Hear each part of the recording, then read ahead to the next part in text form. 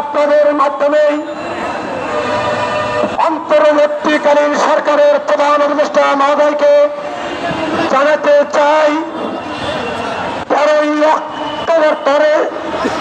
October থেকে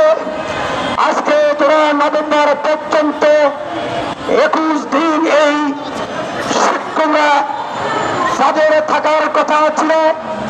শিক্ষা প্রতিষ্ঠানে মানবতার কারিগর হিসেবে শিক্ষার্থীকে পাঠদান করার জন্য প্রধান উপদেষ্টা মহোদয় যাদের থাকার প্রয়োজন ছিল শিক্ষকতা পেশায় দায়িত্ব পালন করার পরে তাদের পরিবার পরিজন বিদ্যা বাবা স্ত্রী ছেলে মেয়ে সামাজিক দায়িত্ব পালনের জন্য কিন্তু আজকে দুঃখের বিষয় এই 13 সেপ্টেম্বর থেকে 21 আজকে 3 নভেম্বর পর্যন্ত 21 দিন এই শিক্ষকতা পেশার সর্বোচ্চ পেশাজীবীর সম্মানী পেশা হিসেবে মানবতার কারিগরেরা এই জাতীয় প্রেস ক্লাবের সামনে কখনো উষ্ণ গরম কখনো বৃষ্টি ঝড় এবং 24 ঘন্টা কালো ধোঁয়া এবং বিষাক্ত ধোঁয়া ধুলা বালি কুকুর উদ্যোগের সাথে তাদের যৌক্তিক দাবি নিয়ে 24 ঘন্টা এই জাতীয় প্রেস ক্লাবে তারা তাদের যৌক্তিক দাবি নিয়ে তারা আন্দোলন চালিয়ে যাচ্ছে। এই দেশে এই ঢাকায় এই জাতীয় প্রেস ক্লাবে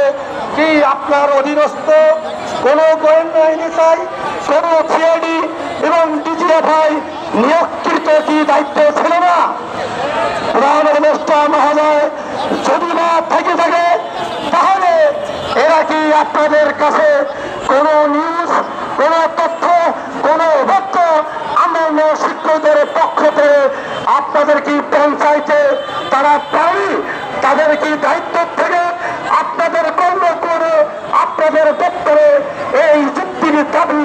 এই আন্দোলন শিক্ষকদের পক্ষ থেকে তারা কি মেসেজ পাঠাতে পারেনি? সম্মানিত প্রধান উপদেষ্টা মহোদয় যদি তাদের প্রশাসনিক দায়িত্ব থাকে তারা যদি ব্যস্ততার পরিচয় দিয়ে থাকে তাহলে আমি আপনাদেরকে বলতে চাই এই দেশের জাতীয় স্যাটেলাইট চ্যানেল এই দেশের সকল প্রিন্ট পত্রিকা এই দেশের সকল অনলাইন পত্রিকা এবং সোশ্যাল মিডিয়ার মাধ্যমে দেশে এবং আন্তর্জাতিক পর্যায় পর্যন্ত লক্ষ লক্ষ কোটি কোটি এই দেশের সমর্থক জনতা তারা সোশ্যাল মিডিয়ার মাধ্যমে প্রমাণ করতেছে যৌক্তিক দাবির সাথে একটা ঘোষণা করেছে। আমার মনে হয় এই বাংলাদেশের 18 কোটি জনগণের মধ্যে অথবা গোটা বিশ্বের দরবারে সুশীল সমাজ শিক্ষানুরাগী রাষ্ট্র পরিচালনার দায়িত্বের মাঝে মনে হয় শুধু একজন ব্যক্তি আপনি মনে হয় দেখেননি আপনি মনে হয় শোনেননি এই 18 কোটি জনগণের মধ্যে এবং সারা বিশ্বের রাষ্ট্র পরিচালনার দায়িত্বশীল মধ্যে মনে হয় শুধু আপনি বাকি আছেন। প্রধান উপদেষ্টা মহোদয় সম্মানিত অন্যান্য সংগঠনের নেতৃবৃন্দ সম্মানিত সাংবাদিক বন্ধুগণ সম্মানিত প্রশাসনিক ভাইরা সামনে পেছনে ডানে বামে প্রদর্শিত 41 বছর থেকে শিক্ষকতা পেশায় দায়িত্ব নিয়োজিত বেতন ভাতা থেকে বঞ্চিত অবহেলিত নিঃসৃত নির্যাতিত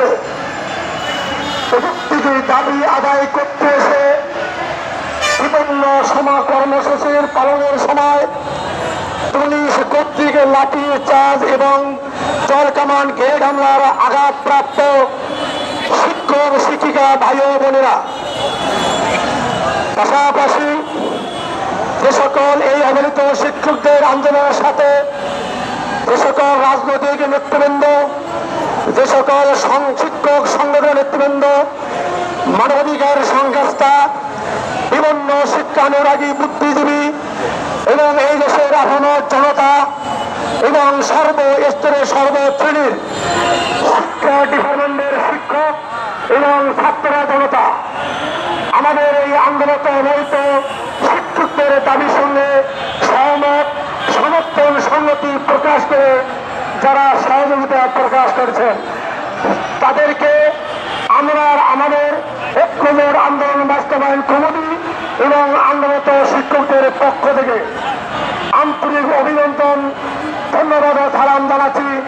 আসসালামু আলাইকুম ওয়া রাহমাতুল্লাহি ওয়া বারাকাতুহু।